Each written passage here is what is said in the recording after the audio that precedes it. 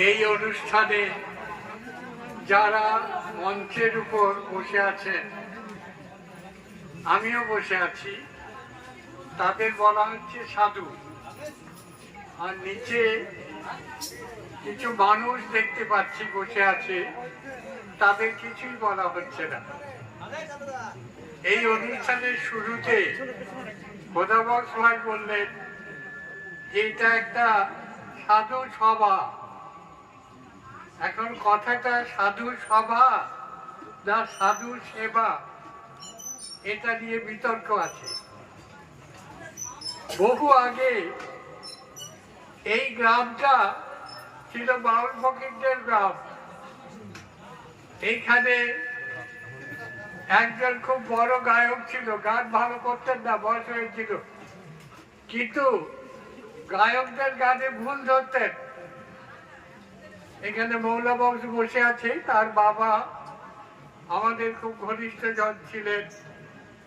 আর এখানে একজন পাগল থাকতেন, তিনি আমার গুরু, তার নাম ছিল বাদু ফকির।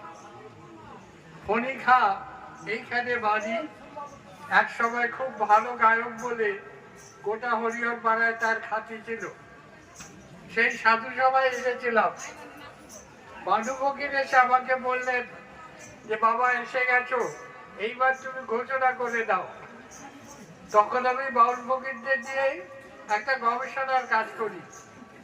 যে ঘোষণা করতে বলেছে সেই ঘোষণা যদি এখানেও আমি করি, গুরুর আসনে যারা বসেছেন তারা আবার মুখ দেখবেন না।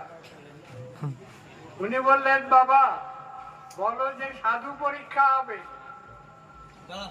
বাড়ির ভেতরে গিয়ে যারা আসনে বসেছেন তাদের দেহে বিভিন্ন রিপু ইন্দ্রিয় আছে কিনা, বিশেষত কাপ আছে কিনা মায়েরা পরীক্ষা করে তারপর আসন দেবে।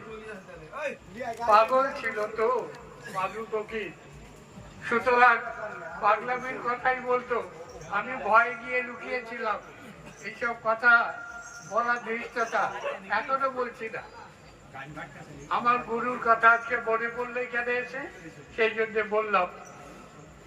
এই গ্রামে বলা হচ্ছে সাধু সেবা, সেবাটাই ভালো। রামকৃষ্ণের কথা দিয়ে একটা বই আছে, রামকৃষ্ণ কথামৃত বইটার নাম।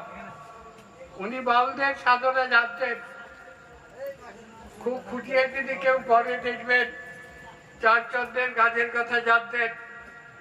আউল একটা স্তর, বাউল আরেকটা স্তর, দরবেশ আরেকটা স্তর, সাই আরেকটা স্তর, সাইয়ের উপর নেই।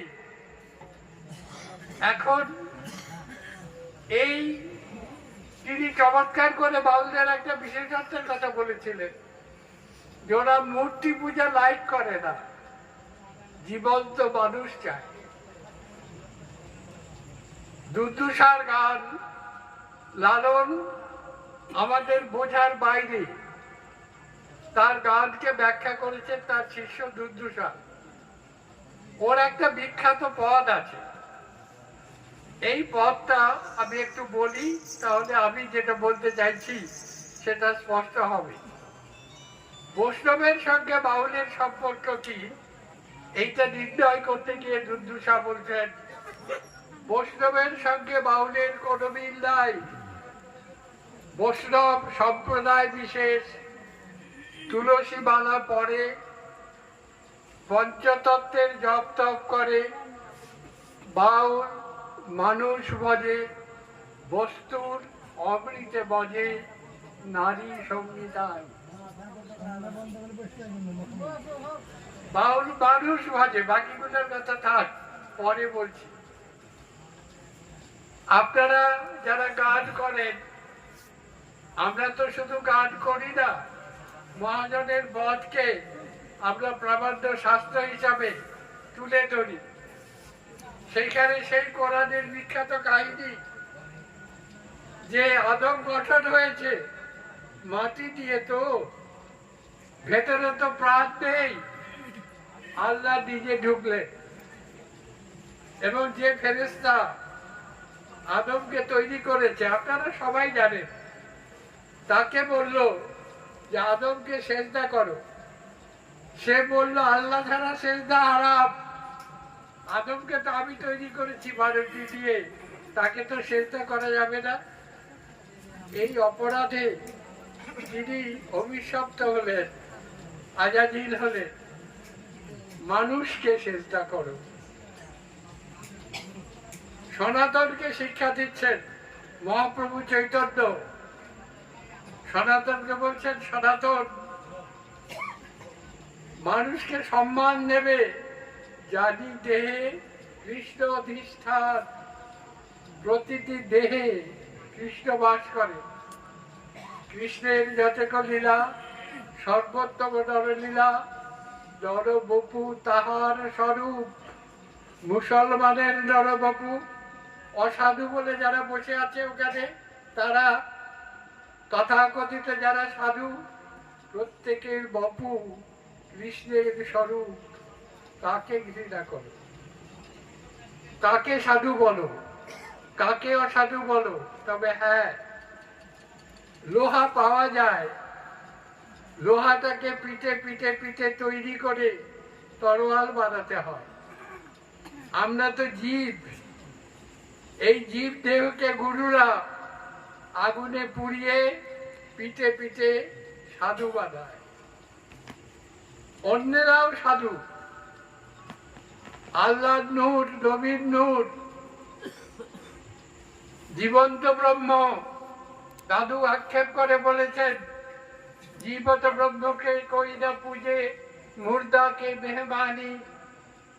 জীবন্ত ব্রহ্মকে কেউ পূজা করে না, মুর্দাকে পূজা করে। কাঠ পোজে, মাটি পোজে, কেউ মক্কায় পাথর পূজা করে, কারো কারো মতে এটা আদিতে জনি মূর্তি। যাই হোক, সেসব কথা আমি মক্কায় যাইনি, যারা গেছে তারা ভালো বলতে পারবে। বাউলরা মানুষকে পূজা করে। আমি ছোটবেলায় একটি খুব সংস্কার মানে এমন পরিবারে জন্মেছি, আমার দোষ নেই। ছোটবেলায় পুজো করতে হতো, পুজো করলে 4 আনা করে পয়সা পেতাম। সেই জন্য আমি খুব পুজো করতাম 4 আনা পয়সার জন্য। তো সেইখানে দেবতাকে বলতে হতো, ইহা গচ্ছ, ইহা গচ্ছ, এখানে আসো, ইহা তিষ্ঠ, ইহা তিষ্ঠ, এখানে তিষ্ঠ, যাবৎ পূজা কারাম মহান স্থির ভাব। সাধুকে ডেকে দিয়ে আসে। যদি এরপর কেউ সাধু সভা করেন, প্রত্যেকের পাটা ধুয়ে দেবেন প্রথম, তারপর আমরা তো বসার জায়গা দিই। ওই দেখছি ধূপ জ্বলছে, খাদ্য দিচ্ছে, কিন্তু মানুষের সেবা হচ্ছে, পূজা হচ্ছে, এই সাধু সেবা। আমাদের দুর্ভাগা দেশ ভয়ঙ্কর একটা দুঃসবের মধ্য দিয়ে যাচ্ছে। গোটা পৃথিবী, আমার দেশ। কাঁচি দিয়ে যেমন একটা কাপড়কে টুকরো টুকরো করে কেটে ফেলা হয়, আর সুতা দিয়ে টুকরোগুলো সেলাই করা হয়, ঠিক তেমনি সারা পৃথিবীতে আমাদের দেশে ভোটের নামে, SIR এর নামে, কি নামে মানুষকে শুধু টুকরো টুকরো করা হচ্ছে। তুই মুসলমান, তুই হিন্দু, তুই পাঠান, তুই হানাফি, তুই ফারাজি। মধ্যপ্রাচ্যে আজকে দেখুন শিয়া সুন্নির কি সমস্যা হচ্ছে, মানুষকে কেটে টুকরো টুকরো করছে। আর আমাদের মহাজনরা বলেছেন, মানুষ এক এবং অভিন্ন একটা জাতি। মানুষ তত্ত্ব যার সত্য মনে হয়, লালন বলছেন, সে অন্য তত্ত্ব মানে না। কাঠের মূর্তি, দেব দেবতা, অপদেবতা, ভূত প্রেত পূজা করে না। সবার উপরে মানুষ সত্য, তাহার উপরে নাই। চণ্ডীদাসের ভাবটা একটু ভালো করে পড়বেন এবং গুরুদের কাছে একটু বুঝে যাইবেন। গুরুরা বুঝ থেকে একটু সরে গেছে, সেই জন্য আমাদের দুর্দশা। চণ্ডীদাস চমৎকার করে বলছেন মানুষের কথা। দুই চারি করি 8টি আখর, তিনের জনম তাই 11 অক্ষর যোগ করিলে একটি আখর হয়। মানু ফকির আমাকে শিখিয়েছিলেন, পাগল তো, শিখিয়েছিলেন মায়ের 4টি উপাদান, পিতার 4টি উপাদান, এই 8টি উপাদান, 17তম রজ, এই 11টি উপাদান মিলে একটি উপাদান দেহের গঠিত হয়। সবার উপরে মানুষ সত্য, মানুষের চাইতে চেতনাবান আর কোনো প্রাণী নেই।